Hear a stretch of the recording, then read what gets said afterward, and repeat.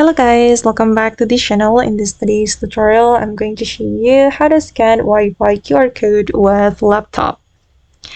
Okay, let's get into it guys. I have opened my laptop and we're going to scan Wi-Fi QR code with our camera. So first of all, we can go to the search bar and then I'm going to search for camera. Okay, and then I'm going to click on this icon to scan the barcode. Okay, this is the tools for scanning barcode.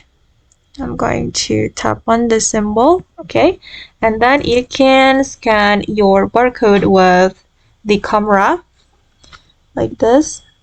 This is the Wi-Fi barcode, and we can click on this button to scan it.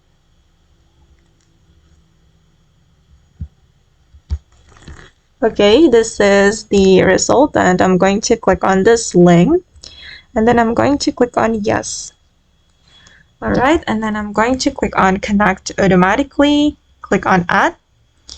Okay, and wait, I'm going to turn on my Wi-Fi. Okay, and as you can see guys, that my laptop has been connected to the Wi-Fi. Okay, and that's all the way to scan Wi-Fi QR code with laptop. I hope this tutorial will be useful for you. Thank you so much for watching and bye!